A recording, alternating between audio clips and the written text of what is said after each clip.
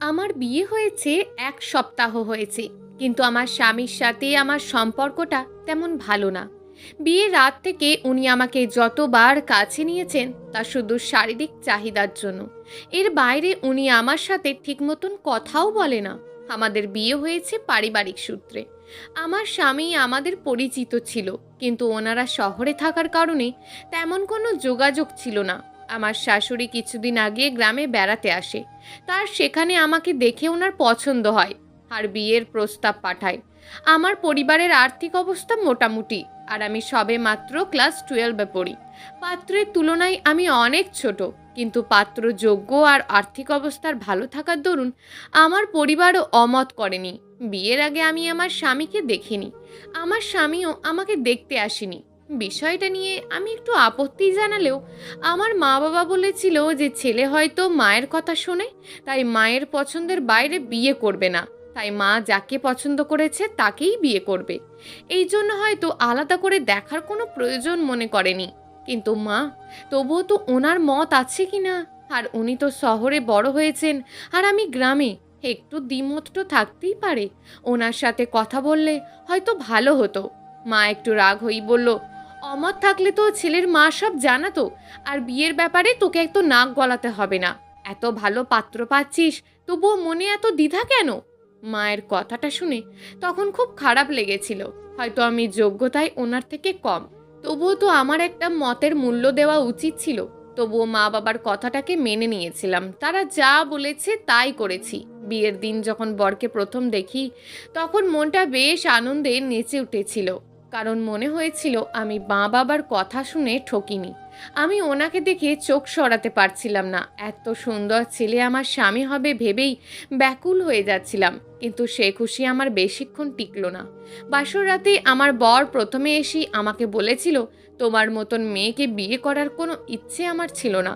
মা পছন্দ করেছে, আর মায়ের অসুস্থতার জন্য শুধু তোমাকে বিয়ে করেছি। কথাটা শুনে খুব খারাপ লাগলো। মুখ ফুটে কোনো জবাব দিতে পারলাম না। কষ্ট হতে লাগলো খুব। চোখে এক ফোঁটা শিশির বিন্দু নিয়েই ঘুমিয়ে পড়লাম। রাত তখন 2টো। খেয়াল করলাম কেউ আমাকে স্পর্শ করছে। আমি চিৎকার দিয়ে উঠতে নিতেই আমার মুখটা চেপে ধরলো। আদো আদো আলোতে আমি চোখ মেলে দেখতে লাগলাম এটা কে। খেয়াল করে দেখলাম এটা আমার স্বামী। স্পর্শটা আমার শরীরে কাঁটার মতন লাগছিল। শারীরিক সেই সময়টায় আমার স্বামী আমাকে বেশ কয়েকবার ভালোবাসি তোমায় এই কথাটা বলেছে। যখন শারীরিক চাহিদাটা শেষ হয়ে গেল, তখন সে আমাকে রেখে চলে গেল। কি বুঝি স্বামীর ভালোবাসা বলে?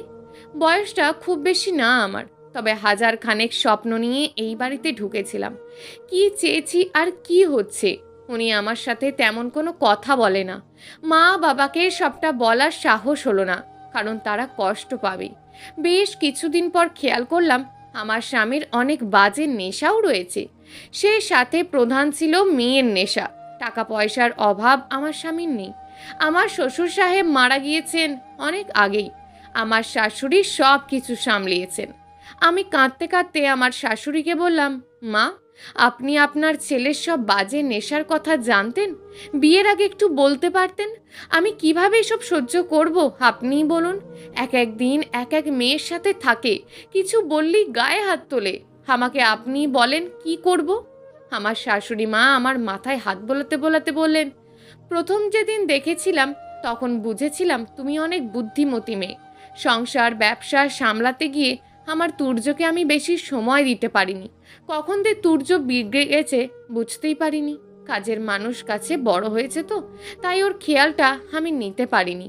আর বুঝতে যখন পেরেছি সেটা অনেক সময় পার হয়ে যাওয়ার পর, তখন আমার করার কিছু ছিল না। মা, আমাকে ক্ষমা করে দিও। বিয়ে যেহেতু হয়ে গিয়েছে, একটু মানিয়ে গুছিয়ে নেওয়ার চেষ্টা করো। ভেবেছিলাম বিয়ের পর হয়তো সব ঠিক হয়ে যাবে, কিন্তু ঠিক হয়নি। তুমি একটু বোঝাও, তোমার সংসার তুমি গুছিয়ে নাও মা। মায়ের কথাগুলো শোনার পর আর কিছু বলতে মন চাইলো না। আমি আমার মাকে কথাগুলো বলার পর আমার মাও বলল, দেখ মা, মেয়েদের বিয়ে একবারই হয়। তুই আর অহেতুক ঝগড়া করিস না, মানিয়ে নে। মানিয়েই সংসার করতে হয়। আমরাও মানিয়েই সংসার করছি। মায়ের কথাগুলো শুনে আজকে নিজেকে বেশ পরগাছা মনে হতে লাগলো। কেউ আমার মনের কথাটা ভাবলো না, আমার পরিস্থিতিটা চিন্তা করলো না, যে যার মতন করে বলে দিল।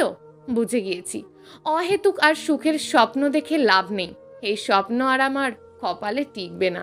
প্রতি রাতেই একই ঘটনা, একই কাজ। খুব কষ্ট হলেও সহ্য করে নিতে হবে। সেদিন আমার পিরিয়ড হয়েছিল। আমি খেয়াল করলাম আমার স্বামী নেশা করে ঘরে ফিরেছে। আমি আমার স্বামীকে ধরে ঘরে ঢোকালাম। খাবার দিতে চাইলাম, খাবার খাবে না বলে দিয়েছে। আমারও আর খেতে ইচ্ছে করলো না। না খেয়েই শুয়ে পড়লাম। খানিকক্ষণ পর ওনার স্পর্শ অনুভব করলাম। ওনাকে বললাম, আমার তো এখন পিরিয়ড চলছে, দয়া করে এই সময়টাই আমাকে কষ্ট দেবেন না। অমানসিক এই যন্ত্রণায় কাতরাতে কাতরাতে সারা রাত পার করলাম।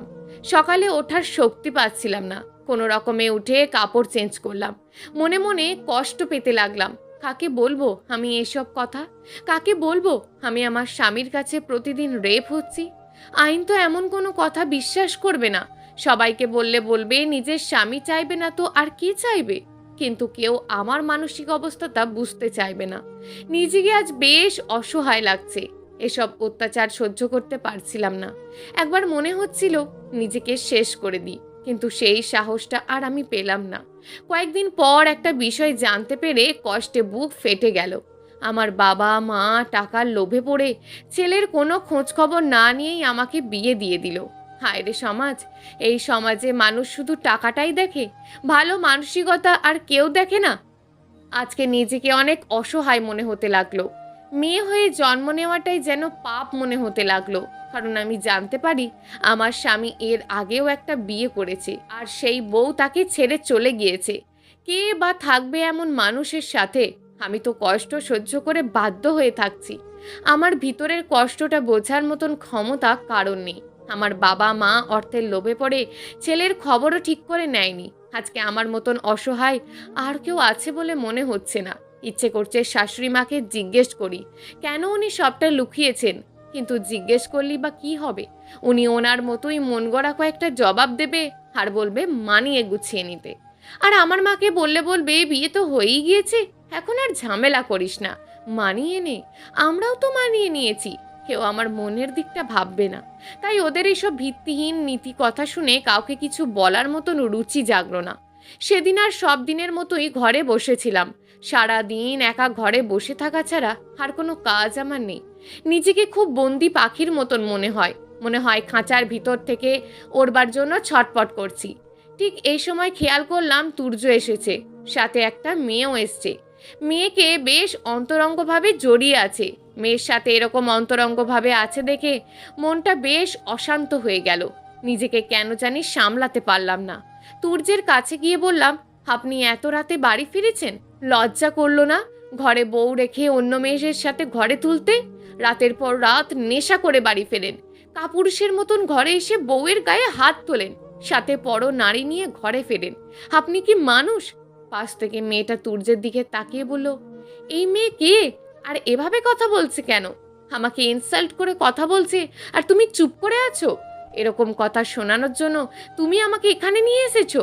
এরকম জানলে আমি তো তোমার সাথে আসতামই না। আমি এখনই চলে যাচ্ছি। তুর্য মেয়েটার দিকে তাকিয়ে বলল, আমাদের বাসার কাজের মেয়ে, মা গ্রাম থেকে নিয়ে এসছে। ও মাথায় একটু সমস্যা আছে, মাইন্ড করো না প্লিজ। মেয়ে অবাক হয়ে তুর্যকে বলল, একটা কাজের মেয়ের এত বড় স্পর্ধা হয় কি করে এভাবে কথা বলার? মায়ের লাইফেই একদম মাথায় চড়ে বসেছে। গাইয়া ক্ষেতের মেয়ে মায়ের লাইফে আমার স্বামীকে পাওয়ার স্বপ্ন দেখছে। তুমি ওর কথা সিরিয়াসলি নিও না। মেয়েটা আমার দিকে তাকালো, তারপর একটু মুখটা বাঁকালো আর বলল, সাহস কি করে হয় এভাবে কথা বলার? কাজের মেয়ে কাজের মেয়ের মতন থাক। আমি কাজের মেয়ে? না জেনে উল্টোপাল্টা কথা বলতে লজ্জা লাগছে না? আপনাদের মতন নিকৃষ্ট মেয়েদের জন্যই সমাজের এই হাল। লজ্জা লাগে না একটা পরপুরুষের সাথে বিয়ের বহির্ভূত মেলামেশা করতে, তার বেডে চলে আসতে? নিজেকে কতটা নামাবেন? কি বলতে চাইছো তুমি? বেয়াদব মেয়ে, গাইয়া ভূত! তুমি কি বুঝবে আধুনিক যুগের চালচলন? বড় তো হয়েছো গ্রামে থেকে। আমি একটু হেসে জবাব দিলাম, ভাগ্যিস শহর থেকে বড় হইনি। শহর থেকে বড় হলে হয়তো নিজের সম্মান কি করে পরপুরুষের হাতে বিলিয়ে দিতে হয় খুব ভালো করে বুঝে যেতাম। বউ থাকা সত্ত্বেও পরপুরুষের সাথে ঢলাঢলি করা যদি স্মার্টনেস হয়, তাহলে এমন স্মার্ট আমি না। আর তার জন্য শুকরিয়া আদায় করি। মেয়েটা আমার কথা শুনে আরও রেগে গেল।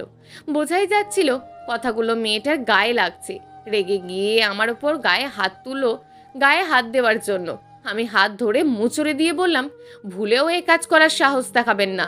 আমি কোনো অযৌক্তিক কথা বলিনি যে আপনি গায়ে হাত তুলবেন। আমি যেন মেনে নেব এটা, হাতটা একদম ভেঙে দেব। গ্রাম থেকে বড় হয়েছি, এর আগেও অনেক গাছের ডালপালা ভেঙেছি।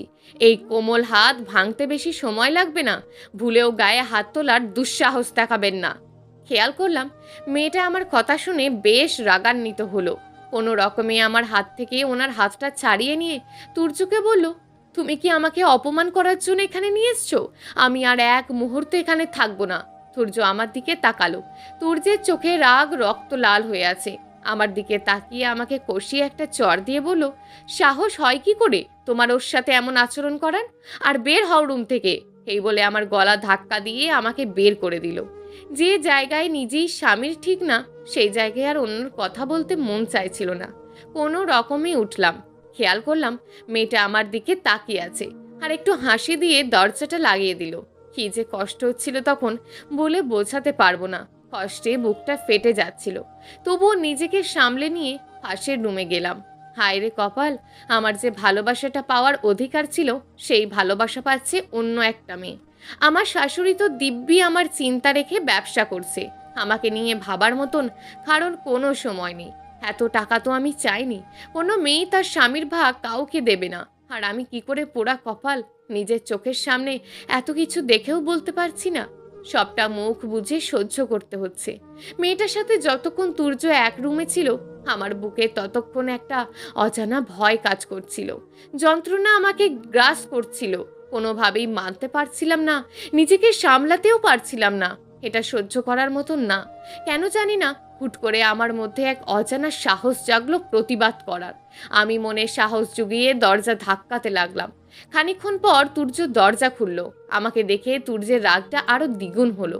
আমি তুর্যকে চিৎকার করে বললাম, আমি আপনার স্ত্রী, আপনাকে আমি এমন কাজ করতে দিতে পারি না। কোনো মেয়ে এটা সহ্য করবে না। আপনি শুধু শুধু কেন আমাকে এভাবে কষ্ট দিচ্ছেন? আমি কি ক্ষতি করেছি আপনার? বিয়ে করতে না চাইলে বিয়ের আগে বলতেন। কথাগুলো শুনে তুর্যের রাগের মাত্রা আরো বেড়ে গেল। আমার চুলগুলো ধরে আছড়ে ফেলে দিয়ে বলল, অনেক বেশি বলে ফেলছিস, না জেনে অনেক কথা বলেছিস। আর একবার দরজা ধাক্কা দিলে বুঝবি।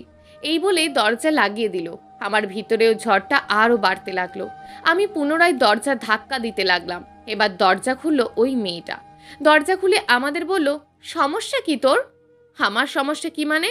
ভদ্র ভাষায় কথা বলুন। সেন্স নেই তোর? এখানে একটা ছেলে আর একটা মেয়ে দরজা লাগিয়ে প্রাইভেট টাইম পাস করছে, আর তুই এভাবে চিল্লাচ্ছিস? লজ্জা নেই তোর? তুর্য এত মারে, ঘৃণা নেই তোর না? আমাকে লজ্জা ঘৃণার চ্যাপটা পড়াতে হবে না। লজ্জা তো হওয়া দরকার আপনার। আপনি জানেন যে তুর্যের বউ আছে, জেনেও কিভাবে নিজেরে বিলিয়ে দিচ্ছেন? এটা বলার পর মেয়েটা বেশ রাগ হয়ে তুর্যকে বলল, আমি আর এখানে থাকবো না। হে, কোন মেয়েকে গ্রাম থেকে ভাড়া করে নিয়ে এসেছো আমাকে অপমান করার জন্য? তুর্য মেয়েটার কথা শুনে দরজার সামনে এসে আমাকে বলল, তুই যাবি নাকি এভাবেই অশান্তি করবি? আমি অশান্তি করছি? অশান্তি করছেন আপনি। এর আগেও একটা বিয়ে করেছেন, বউ রেখে চলে গিয়েছে। এখন আমাকে বিয়ে করে নষ্টামি করছেন অন্য মেয়ের সাথে। আপনার মতন অমানুষ কেউ আছে বলে আমার মনে হয় না। আগের বউটা চলে গিয়ে বেঁচে গিয়েছে, আর আমি তো বেঁচে থেকেও মরে আছি। আমার এ কথাটা শোনার পর তুর্যের রাগের পরিমাণ তীব্র হতে লাগলো। আমাকে বলল, এখান থেকে যা। আমিও বেশ জোরালো গলায় বললাম, যাব না। কি করবেন? এই মেয়েকে বিদায় না করলে আমি যাব না। একের পর এক তর্ক হতে লাগলো। তর্কের এক পর্যায়ে তুর্য আমায় কষিয়ে চড় দিতে নিল। আমি এবার তুর্যের হাত ধরে বললাম, অনেক সহ্য করেছি। সহ্যের মাত্রা অতিক্রম করলে আমিও আর সহ্য করব না। আমি বোকা না, নিজের অধিকার আদায় কিভাবে করে নিতে হয় আমি জানি। আপনার আগের বউয়ের মতন অবলা না। আগেরটা পালিয়ে গিয়েছে বলে আমি আপনার মার খাওয়ার পর পালিয়ে যাব সেটা ভাববেন না। বউকে সম্মান দিতে পারবেন না তো বিয়ে করেছেন কেন? কাপুরুষের মতন আচরণ করেন, আবার মেয়েদের গায়ে হাত তুলে নিজের পুরুষত্ব ফলাতে চান। আরও কিছু বলতে নেব, ঠিক এই মুহূর্তে তুর্য আমার হাত থেকে ওর হাতটা ছাড়িয়ে নিয়ে আমার গালে জোরে এক চড় বসিয়ে দিল। আমি চড়টা খাওয়ার পর ওনার দিকে তাকিয়ে দেখলাম উনি বেশ গম্ভীর হয়ে গিয়েছেন। আমার এই কথাগুলো শুনে আমাকে একটা চড় দেওয়ার পর কেমন জানি দম ধরে বসে পড়ল। খেয়াল করলাম কিছুক্ষণের মধ্যেই মাটিতে লুটিয়ে পড়ল। আমি বুঝতে পারছিলাম না তুর্যের কি হলো। মুহূর্তের মধ্যেই তুর্য জ্ঞান হারিয়ে ফেলল। আমার কলিজার পানি যেন শুকিয়ে যাচ্ছিল। হঠাৎ কি এমন হলো যে তুর্য এভাবে জ্ঞান হারালো? আমি তুর্যকে ধরে ডাকতে লাগলাম। তুর্যের কোনো সেন্স কাজ করছিল না। আমি পানি এনে তুর্যের মুখে ঝাপটা দিতে লাগলাম। তুর্যের জ্ঞান ফিরছিল না তবুও। এর মধ্যে তুর্যের রুমে থাকা মেয়েটা চলে গেল। বাড়িতে শুধু আমি একা, আমার শাশুড়ি মা বাইরে। এখন কি করব কোনোভাবেই বুঝতে পারছিলাম না। অনেকটা অসহায়ের মতন নিজেকে মনে হলো। আমার কোনো আলাদা মোবাইলও নাই যে কাউকে কল দেব। আমার শরীরটা বেশ কাঁপতে লাগলো। কোনোভাবেই তুর্যের জ্ঞান ফিরছিল না। আমি কোনো দিশা না পেয়ে তুর্যের মোবাইলটা খুঁজতে লাগলাম। তুর্যের মোবাইলটা দেখলাম ওয়্যারড্রপের ওপর আছে। মোবাইলটা কাঁপা কাঁপা হাতে নিলাম। এর আগে কখনো ওনার মোবাইল আমি হাতে নিইনি। যতবার মায়ের সাথে কথা বলেছি সেটা শাশুড়ি মায়ের ফোন দিয়ে, তাই মোবাইলটা নিতেও আমার বেশ ভয় লাগছে। তবুও সাহস করে মোবাইলটা হাতে নিলাম। মোবাইলটা একটা চাপ দেওয়ার সাথে সাথে লক স্ক্রিনে একটা মেয়ের ছবি ভেসে উঠল। বেশ সুন্দরী পরিপাটি একটা মেয়ে। মনের মধ্যে প্রশ্ন জাগলো, এই মেয়েটি কে? হতে পারে কোনো বাইরের মেয়ে। ওনার জীবনে তো মেয়ের অভাব নেই। এসব ভেবে লাভ নেই। কিন্তু মোবাইলটা লক করে খুলবো কিভাবে? মাথায় যেন কিছুই ঢুকছে না। একের পর এক চেষ্টা করে যেতে লাগলাম, কিন্তু কোনো কাজ হচ্ছিল না। হুট করে মনে হলো মোবাইল তো ফিঙ্গারপ্রিন্ট দেওয়া আছে, তাই তাড়াহুড়ো করে ওনার কাছে গেলাম। ওনার হাতটা দেওয়ার সাথে সাথে মোবাইলের লকটা খুললো। লকটা খোলার সাথে সাথে খেয়াল করলাম ওই মেয়েটার আর একটা ছবি। আমি বেশ চমকালাম। এটা কোন মেয়ে? আর এই মেয়ের ছবি ওনার ফোনে কেন? 7-5 ভাবার সময় এখন না, তাই 7-5 না ভেবেই আমি আমার শাশুড়ি মাকে কল দিলাম। শাশুড়ি মাকে সবটা খুলে বললাম। আমার শাশুড়ি মা বললেন, না জেনে এত কিছু বলতে পারলে? আমি ডাক্তারকে ফোন দিচ্ছি, কিছুক্ষণের মধ্যেই পৌঁছাবে। তুমি ওকে পানির ছেটা দিতে থাকো, দেখো জ্ঞান ফেরে কিনা। এই বলে উনি ফোনটা রেখে দিলেন। আমার শাশুড়ি মা ফোনটা কাটার পর আমি ওনার শরীরে হাত দিয়ে খেয়াল করলাম ওনার শরীরটা ঠান্ডা হয়ে যাচ্ছে। আমি ওনার শরীরটা মালিশ করতে লাগলাম। খানিকক্ষণের মধ্যে ডাক্তার চলে আসলো। ডাক্তার তুর্যকে দেখে বলল, রোগীর অবস্থা তো তেমন ভালো মনে হচ্ছে না, রোগীকে এখনই হাসপাতালে নিতে হবে। কথাটা শুনে আমি ভয় পেয়ে গেলাম। মনে মনে নিজেকে বেশ অপরাধী মনে হতে লাগলো। কেন জানি না মনে হতে লাগলো এসবের জন্য আমিই দায়ী। আমার উচিত হয়নি ওনাকে এভাবে কথা বলার। আজকে ওনার কিছু হলেই নিজেকে ক্ষমা করতে পারবো না। এর মধ্যে অ্যাম্বুলেন্স চলে আসলো। ওনাকে নিয়ে হাসপাতালে গেলাম। আমার শাশুড়ি মা তুর্যের এই অবস্থা শুনে বেশ স্তব্ধ হয়ে গেলেন। ফোনটা কেটে দিলেন। আমি অ্যাম্বুলেন্সে করে হাসপাতালে গেলাম। তুর্যকে এমার্জেন্সিতে নিয়ে গেল। আমি বাইরে অপেক্ষা করতে লাগলাম। আমার মনটা বেশ ছটপট করতে লাগলো।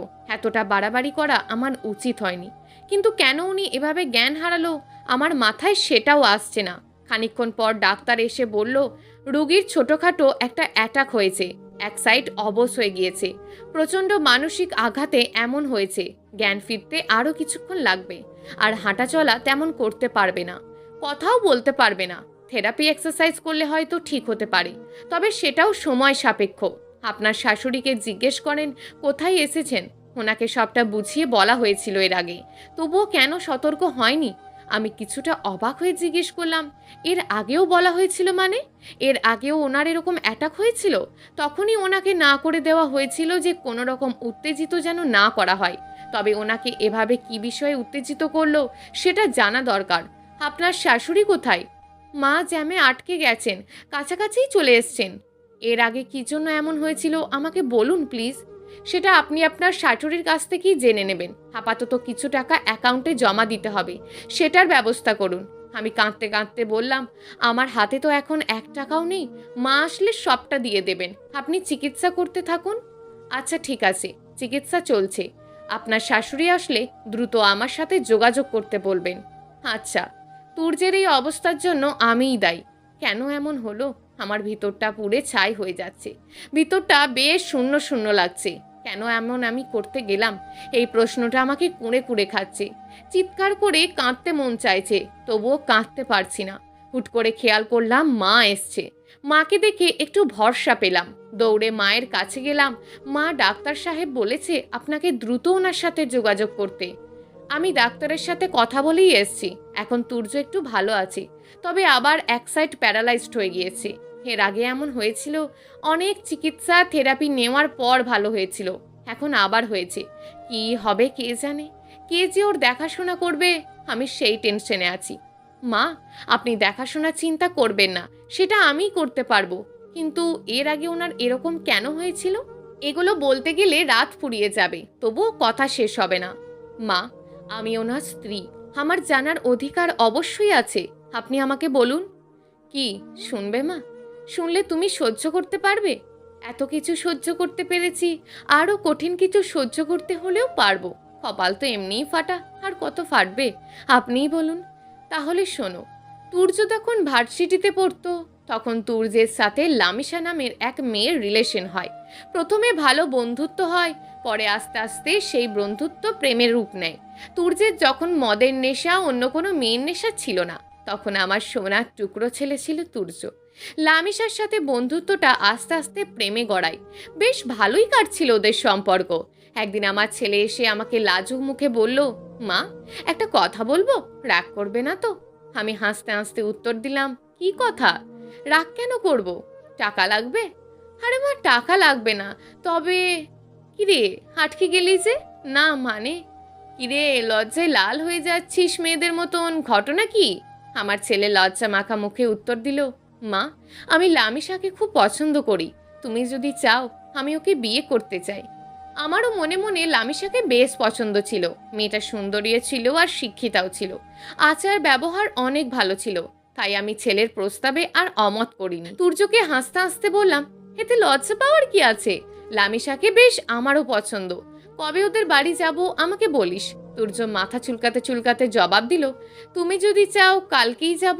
ওর বাসা থেকেও অন্য জায়গায় বিয়ের প্রেশার দিচ্ছে, এজন্য যত তাড়াতাড়ি সম্ভব তত যাওয়াই ভালো। আচ্ছা, কালকেই যাব তাহলে, ওদেরকে জানাতে বল। পরদিন সকালে আমি আর তুর্য লামিশাদের বাসায় যাই। লামিশার বাবা মায়ের কাছে বিয়ের প্রস্তাব রাখি। তারাও অমত করেননি। তারাও হাসি মুখে বলেছিল, ছেলে মেয়ের পছন্দ করেছে, এখানে আমাদের অমতের কিছু নেই। কিছুদিনের মধ্যেই লামিশার তুর্যের বিয়েও হয়। বেশ ভালোই কাটছিল ওদের সংসার। কোনো ঝগড়া বিবাদ কিছুই ছিল না। হাসি খুশি সুখী সংসার বলতে পারো। মা এবার কথাগুলো বলে একটু দম নিতে লাগলেন। আমি বুঝতে পারলাম না, এত সুখী সংসার লেখে লামিশা চলে কোথায় গেল? মা, লামিশা কি তাহলে পরকীয়াতে জড়িত ছিল? অন্য ছেলের সাথে কি চলে গিয়েছিল? মা একটা দীর্ঘশ্বাস ফেলে বলল, না, এমন কিছুই হয়নি। তাহলে? জানি না লামিশার কি হয়েছিল, কোথায় গিয়েছে আর কেন গিয়েছে। লামিশাকে 5 বছর যাবৎ পাওয়া যাচ্ছে না। বিয়ের 1 বছর পর যে কোথায় চলে গিয়েছিল বুঝতে পারেনি, জানতেও পারেননি। অনেক খোঁজ নিয়েছি, পাইনি। সবাই তো বলে বসলো পালিয়ে গিয়েছে কোনো ছেলের সাথে। তুর্য এখনও ভাবে হয়তো লামিশা পালিয়ে গিয়েছে। এরপর থেকে তুর্যের বদ অভ্যাসগুলো বাড়তে থাকে। অনেকবার বিয়ের কথা বলেছি, রাজি হয়নি। লামিশাকে কোনোভাবেই তুর্য ভুলতে পারেনি। লামিশার কথা শুনলেই তুর্য রেগে যায়। লামিশা চলে যাওয়ার পর এমন একটা অ্যাটাক হয়েছিল, আর আজকে তুমি ওকে এসব নিয়ে বেশ কথা শুনিয়েছ, তাই আবার এমন হলো। আমার ভিতরেও একটা প্রশ্ন জাগলো, তাহলে লামিশা কোথায় গেল? মনে মনে বেশ অপরাধবোধও হলো, কারণ না জেনে না শুনে ওনাকে আমি অনেক কষ্ট দিয়েছি। এমনটা করা আমার উচিত হয়নি। কথা শুনতে শুনতেই ভোর হয়ে গিয়েছে। সৃষ্টিকর্তার কাছে আমার স্বামীর সুস্থতা কামনা করলাম। আমার 2 নয়নে শ্রাবণ মেঘ ঝরে চলেছে। ডাক্তার সাহেব এসছে। ডাক্তার সাহেবকে উদ্বিগ্ন গলায় জিজ্ঞেস করলাম, তুর্যের অবস্থা কেমন? ডাক্তার সাহেব স্বস্তি ভরা গলায় জবাব দিলেন, আমরা তো ভেবেছিলাম উনি হাঁটতে চলতে পারবেন না, কিন্তু এটা তো ক্ষতি ওনার হয়নি। হাঁটতে চলতে পারবেন, তবে কথা বলতে পারবেন না। ওনার মুখের ব্যায়ামগুলো বেশি বেশি করাতে হবে, আর ওনার সামনে বেশি বেশি কথা বলতে হবে, তাহলে হয়তো ওনার কথা বলতে পারবে আবার। আর আবারও সাবধান করে দিচ্ছি, ওনাকে কোনোভাবে উত্তেজিত করা যাবে না। আমি শান্ত স্বরে জবাব দিলাম, সেটা মাথায় থাকবে। আমি কি একটু দেখা করতে পারি ওনার সাথে? হ্যাঁ পারবেন, তবে যে কোনো একজন যেতে পারবেন। আপনাদের মধ্যে কে যাবেন ভেবে নিন, দিয়ে একজন যান। আমি কথাটা শুনে চুপ হয়ে গেলাম। মনে মনে হয় আমার শাশুড়ি মাই যেতে চাইবে।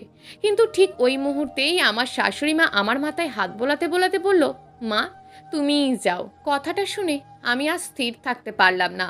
দৌড়ে তুর্যের কাছে চলে গেলাম। দেখলাম উনি তাকিয়ে আছেন। আমি ওনাকে ধরে কাঁদতে লাগলাম। উনি আমাকে ছাড়াতে চাইলেও আমি ওনাকে ছাড়াতে চাইলাম না। ধরে কাঁদতে কাঁদতে বললাম, আমাকে ক্ষমা করে দিন, আমি আর এমন করব না। আমি কিছু না জেনে এমন করেছি। আপনি যে সুস্থ আছেন, এতেই আমি খুশি। একের পর একে সব বলতে লাগলাম। হঠাৎ করে খেয়াল করলাম তুর্য আমায় চিমটি দিয়ে বসলো। আমি তুর্যের চিমটি খেয়ে তুর্যের দিকে তাকিয়ে দেখলাম তুর্য কিছু একটা বলতে চাইছে, কিন্তু পারছে না। হাত দিয়ে ইশারা করে বোঝাতে চাইছে। অনেকক্ষণ পর বুঝতে পারলাম উনি খাতা কলম চাইছে। আমি একটা খাতা আর কলম জোগাড় করে ওনাকে দিলাম। উনি কি একটা যেন লিখছেন। লেখার পর আমাকে দেখালেন। আমি লেখাটা দেখে বেশ লজ্জা পেয়ে গেলাম। উনি লিখেছেন, তুমি আমার উপরে এত হামলে কেন পড়ছো? আর যা হয়েছে তো হয়েছে, এটা নিয়ে আমার কোনো অভিযোগ নেই, এত মাপ চাইতে হবে না। আমি লজ্জায় লাল মুখ করে মাথা নেড়ে বললাম, আচ্ছা। 2 দিন হাসপাতালে থাকার পর ওনাকে বাসায় নিয়ে গেলাম। ডাক্তারের কথা মতো ওনার সাথে অনেক কথা বলতে লাগলাম। বেচারা মাঝে মাঝে আমার কথা শুনে হাসে, আবার বিরক্তও হয়, কিন্তু আমার কথার ফুলছড়ি আর থামে না। উনি বিরক্ত হয়ে খাতায় লিখলো, তুমি এত বকবক কেন করছো পাগলের মতন? বেশ বিরক্ত লাগছে। আমার রাগ ওঠার আগে এখান থেকে বের হও তো। হ্যাঁ, আপনার কথাই আমি বের হয়ে যাই, আর আপনি এভাবে পড়ে থাকেন। আমি বের হওয়ার পর আপনার সেবাকে করবে শুনি? ওই দিন বাসায় যে রূপবানকে নিয়ে এসেছিলেন, যে রূপবানের জন্য আমাকে ঘর থেকে বের করে ওনার সাথে থেকেছিলেন, সেই রূপবান তো আপনার এই হাল দেখেই চলে গিয়েছিল। ওগুলো তো আসে টাকার জন্য। কেন আপনি এসব করেন? আমি আপনার স্ত্রী। একজন মানুষের জন্য তো আপনি আরেকজনকে কষ্ট দিতে পারেন না। আর সবাই তো এক না। আর এটা ভাববেন না যে আমি চলে যাব। চলে যাওয়ার হলে এত কিছু সহ্য করতাম না। আপনি শুধু আমার থাকেন। আপনার এই অবস্থা না হলে আমি জানতামই না আপনাকে আমি কতটা ভালোবেসে ফেলেছি। আপনি যখন হাসপাতালে ছিলেন তখন উপলব্ধি করেছি যে আমি আপনাকে মনের অজান্তেই অনেক বেশি ভালোবেসে ফেলেছি। আর শোনেন, আজকে নাকি চকলেট ডে, তাই আপনার জন্য চকলেট এনেছি। উনি আবারও বিরক্ত মাখা মুখে কাজল লিখলেন, তুমি যাও তো, আমি চকলেট খাবো না। আর পরের বার ঘরে আসলে একটা কস্টেপ নিয়ে আসবা।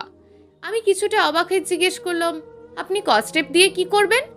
কাগজে লিখে জবাব দিলেন, তোমার মুখে মারবো। আমি হাসি হাসি মুখে বললাম, আপনি চকলেটটা না খেলে কিন্তু আমি আরও বকবক করব।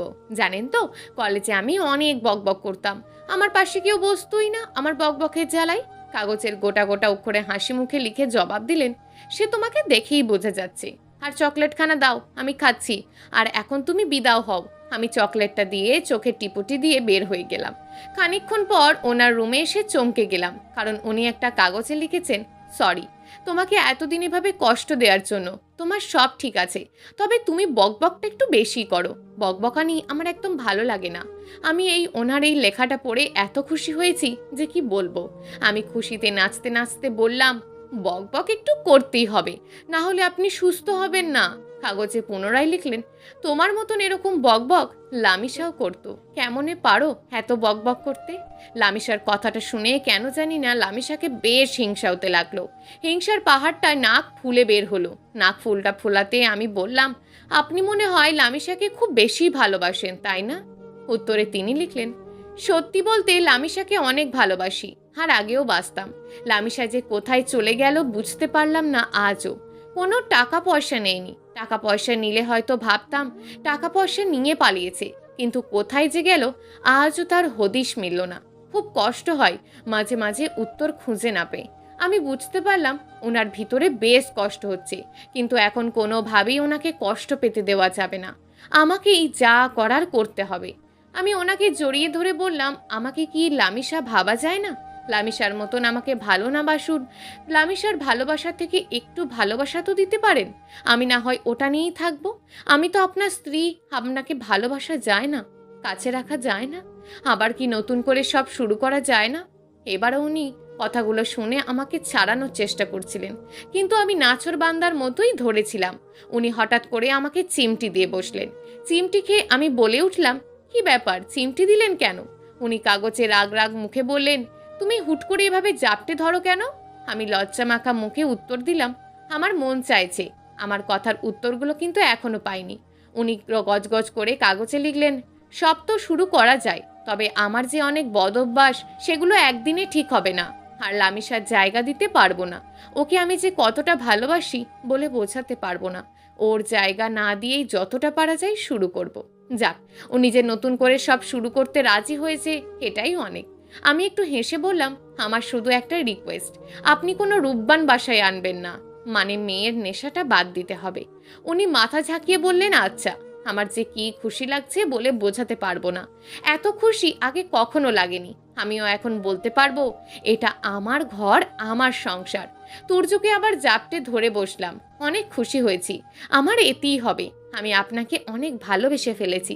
উনি আবারও আমাকে চিমটি দিয়ে বলে বসলো। চিমটি খেয়ে আমি ওনাকে ছাড়লাম। উনি আবারও লিখলেন, তোমার সমস্যা কি? আর এভাবে জাপটে কেন ধরো? জাপটে ধরতে না করেছি না? হুট করে জাপটে ধরে দম বন্ধ করে দাও। তোমার মতন পাগল কমই দেখেছি।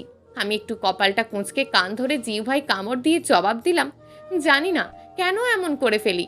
পড়ালেখা কতদূর করেছো? এইচএসসি দেব, সামনেই পরীক্ষা। এই মেয়ে, তোমার পরীক্ষার তুমি এখানে এভাবে সময় নষ্ট করছো? না মানে আমি তো বই নিয়ে আসিনি। উনি আবার কাগজে লিখে বললেন মাকে গিয়ে এটা দিয়ে আসবে। কাগজটা হাতে নিয়ে দেখলাম উনি লিখেছেন, মা, ঈশিতার সামনে পরীক্ষা। আমি না হয় জানতাম না, তুমি তো জানতে, তাহলে বই কিনে কেন দাওনি? আজকেই বই কিনে দিও। আমি দৌড়ে লেখাটা মায়ের কাছে নিয়ে গেলাম। মা লেখাটা পড়ে হাসতে হাসতে বললেন, সূর্য একটু পড়া পাগল ছেলে ছিল। তোমাকে দেখো পড়ার জন্য কত প্রেশার দেয়। আজকে তোমার জন্য বই যদি কিনে না আনি, দেখবে আমার ওপর রাগ করে বসবে। আমি তোমার জন্য বই কিনে আজকেই আনবো। এখন তুমি তুর্যের পরিষ্কারের ব্যবস্থা করো। আচ্ছা মা, আমি যাচ্ছি। এই বলে আমি তুর্যের রুমে গিয়ে তুর্যকে ধরে বাথরুম নিয়ে যেতে লাগলাম। বেচারা কি জানি বলতে চাইছে। বেচারার হাতে খাতা কলমও নাই, আর কিছু বলতেও পারছে না। আমি তুর্যকে জোর করে ধরে পরিষ্কার করাতে এলাম। বুঝতে পারছিলাম উনি বেশ রেগে যাচ্ছেন, তবুও পরিষ্কার করাতে লাগলাম। শেষে ওনাকে বললাম, হয়েছে, এবার রুমে যান তো, এই তোয়ালেটা পরে। আর খাটের ওপর জামা কাপড় রাখা আছে, পরে নেবেন। তুর্য আমার হাত থেকে তোয়ালেটা জোরে টান দিয়ে রুমে প্রবেশ করলো। আমি নিজে ফ্রেশ হয়ে বেশ সারপ্রাইজ হলাম, কারণ এত অল্প সময়ে যে শাশুড়ি মা বই কিনে নিয়ে আসবে বুঝতেই পারিনি। চকচকা তকতকা বইগুলো যেন টেবিলের ওপর জল কাচ্ছে, আর তুর্য সেগুলো হাত দিয়ে দেখছে। কি যে আনন্দ লাগছে! আমি আনন্দের ছোটে তুর্যকে গিয়ে আবারও জাপটে ধরে ছেড়ে দিলাম। জিহ্বাই কামড় দিয়ে কান ধরে বললাম, ভুল করে ধরে ফেলেছি, আবেগে, রাগ করবেন না প্লিজ। উনি মুচকি হাসি দিয়ে হাতের ইশারা দিয়ে বললেন, ঠিক আছে। আর আমাকে হাতের ইশারা দিয়ে বোঝালেন এখন যেন খেয়ে পড়তে বসি। আমি মাথা নেড়ে হ্যাঁ বলে দৌড়ে খাবার নিয়ে আসলাম। ওনাকে খাবার দিলাম, নিজেও খেতে বসলাম। উনি আমাকে ভালো ভালো মাছের পিস দিয়ে ইশারা করেন খাওয়ার জন্য। আমি কত করে বললাম আপনি খান, না, উনি তো কথা শুনলেনই না। উনি বোঝালো আমাকে অনেক পড়তে হবে আর খেতেও হবে। খাওয়ার পর্ব শেষ করে পড়তে বসলাম। কতদিন পর বই হাতে নিলাম। নতুন বইয়ের গন্ধ যেন আমাকে মাতাল করে দিচ্ছে। বইগুলো দেখে খুশিতে নাচতে লাগলাম। ঠিক এই সময় খেয়াল করলাম তুর্য আমার ঘাড়ে তার ঠোঁট দিয়ে সুড়সুড়ি দিচ্ছে। আজকে তুর্যের স্পর্শ আমার কাছে অন্য রকম লাগছে। মনে হচ্ছে এই স্পর্শ পেয়ে আমি আবেগে ডুবে যাচ্ছি। নিজেকে সামলানোর ব্যর্থ চেষ্টা করলাম। মুহূর্তের মধ্যেই কি যে অনুভূতি জাগলো বুঝতে পারিনি। তুর্যের ভালোবাসার স্পর্শ পেয়ে ভালোবাসার সাগরে ডুবে গেলাম।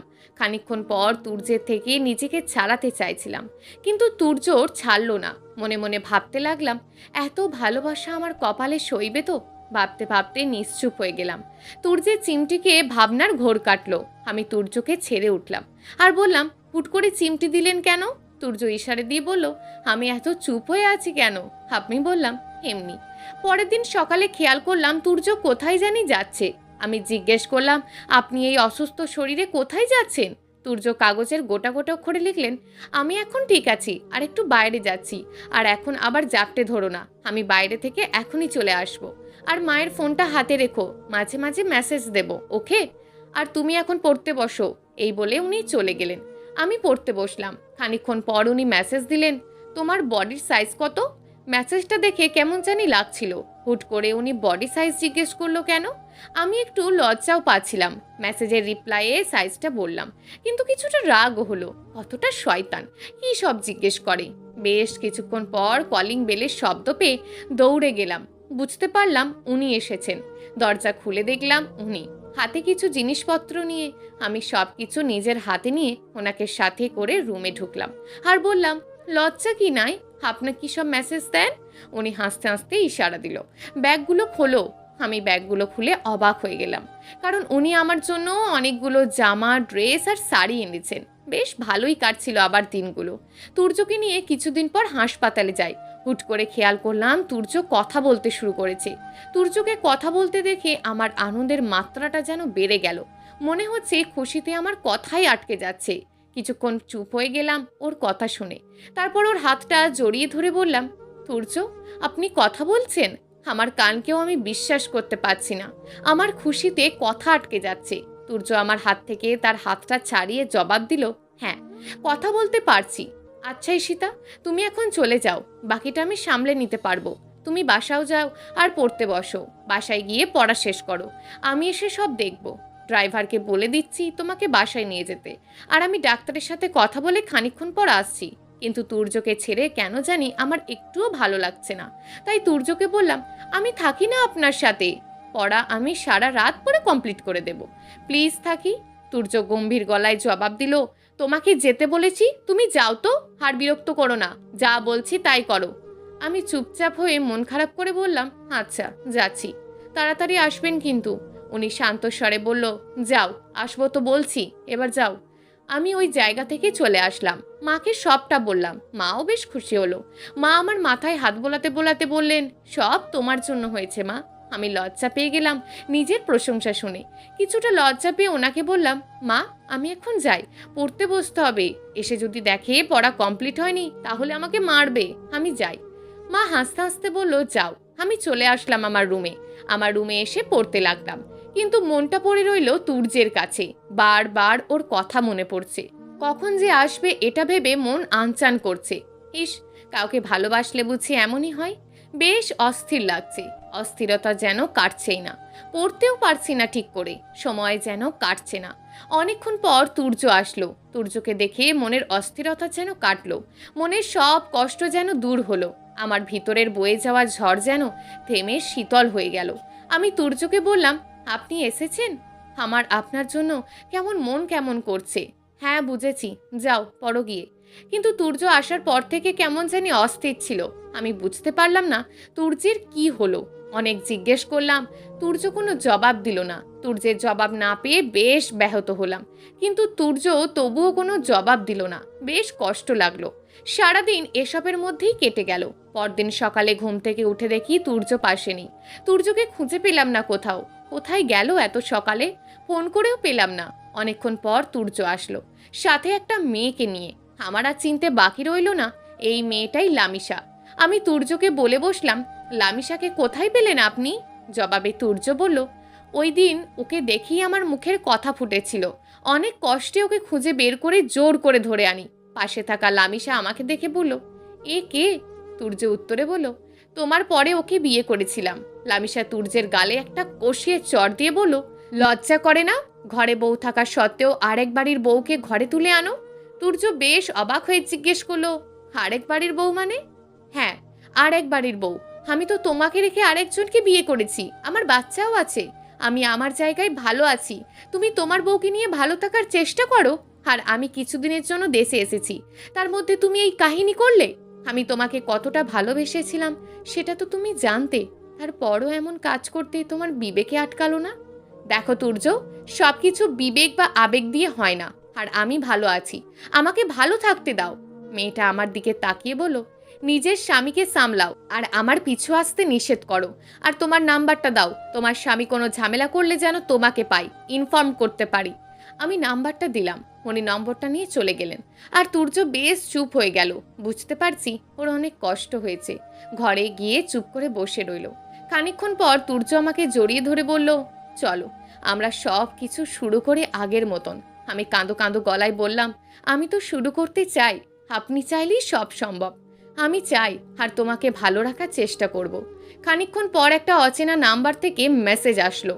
মেসেজটা পড়ে আমার মাথাটা বেশ ঝিম ধরতে লাগলো, কারণ মেসেজটা দিয়েছে লামিশা। আর মেসেজটাই লেখা ছিল, আমি জানি তোমার নাম ঈশিতা, আমি জানি তুমি আমার তুর্যকে ভালো রাখবে। তুর্যকে আমি অনেক ভালোবাসি, কিন্তু আমার বিয়ের 1 বছর পরেই জানতে পারি আমার ক্যান্সার হয়েছে। আর বেশি দিন বাঁচবো না। আমি এখন ক্যান্সারের লাস্ট স্টেজে আসি, বিদেশেই চিকিৎসা করছি, হয়তো আর কিছুদিন বাঁচবো। চেয়েছিলাম তুর্য আমাকে ছাড়া ভালো থাকুক, আর আমি এখন নিশ্চিত সে সেটা পারবে। ওকে এসব বলো না, তোমরা ভালো থেকো। কালকেই দেশের বাইরে চলে যাব। কোথায় যাব সেটা অজানায় রেখে গেলাম, কারণ বললে হয়তো আবারও ঝামেলা হবে তোমাদের মধ্যে। ইতি লামিশা। আমার চোখ দিয়ে অঝরে শ্রাবণের ধারা নামতে লাগলো। একটা মেয়ে কতটা ভালোবাসলে এমন করতে পারে? তুর্যকে না বলে থাকতে পারলাম না। তুর্যকে বলার পর তুর্য বেশ কষ্ট পেল। লামিসাকে অনেক খুঁজল, কিন্তু লামিসাকে আর খুঁজে পেল না। কোথায় যে গেল? তবে লামিসা চেয়েছিল আমি আর তুর্য যেন ভালো থাকি। তুর্য লামিসার জন্য আমাকে মেনে নিল। লামিসার শূন্যতা তুর্যকে মাঝে মাঝে গ্রাস করলেও আমি সেটা ভালোবাসার পাহাড় দিয়ে থামিয়ে দিই। মাসখানেক পর আমার পেটে তুর্যের বাচ্চা আসে। তুর্য বেশ খুশি হয়। আমার যখন 9 মাস চলে তখন আমার ঠিকানায় একটা চিঠি আর একটা গিফট আসে। খুলে দেখে অবাক হয়ে যায়। এগুলো সব লামিসা পাঠিয়েছে। চিঠিটা পড়ে নিজেকে সামলাতে খুব কষ্ট হচ্ছিল। চিঠিতে লেখা ছিল, প্রিয় ঈশিতা, তুমি যখন চিঠিটা হাতে পাবে তখন হয়তো আমি দুনিয়ায় মায়া ত্যাগ করে ওপারে চলে যাব। তোমার বাচ্চা হবে শুনেছি। তোমার বাচ্চার জন্য আমার পক্ষ থেকে কিছু জিনিস দিয়ে গেলাম। তুর্যের কিছু পছন্দের জিনিস আমার কাছে ছিল, সেগুলো আগলে রাখার দায়িত্ব তোমাকে দিলাম। আর আমার তুর্যকে আগলে রেখো। সংসারটা মন দিয়ে করো, কারণ এটা যে তোমার ঘর, তোমার সংসার। আর শুনেছি মেয়ে হবে, মেয়ের নাম রেখো পরি। আশা করি আমার কথাটা রাখবে। ইতি, লামিসা। আমি চিঠিটা পড়ে তুর্যকে চিঠিটা দিয়ে জড়িয়ে ধরে কাঁদতে লাগলাম। তুর্যও চিঠিটা পড়ে কাঁদতে লাগলো। একটা মেয়ে কতটা ভালোবাসতে পারে লামিসাকে না দেখলে বুঝতাম না। কিছুদিন পর আমার পরি জন্ম নিল। লামিসার কথা মতোই ওর নাম পরি রাখি। ভালোই কাটতে লাগলো আমাদের সংসার। মাঝে মাঝে লামিসাকে বেশ মনে হয়, কতটা ভালো মানুষ বাঁচতে পারে একজনকে। আমিও লামিসার দেওয়ার সংসারটাকে বলতে পারি, এটা আমার ঘর, আমার সংসার। প্রিয় দর্শক, এই গল্পটা আপনাদের কেমন লাগলো তা অবশ্যই একটি কমেন্ট করবেন। আর যদি গল্পটা আপনাদের ভালো লেগে থাকে তাহলে ভিডিওটিতে একটি লাইক করে দেবেন এবং এই ধরনের ভিন্ন স্বাদের গল্প শোনার জন্য চ্যানেলটিকে অবশ্যই সাবস্ক্রাইব করে আমাদের সঙ্গে যুক্ত থাকুন।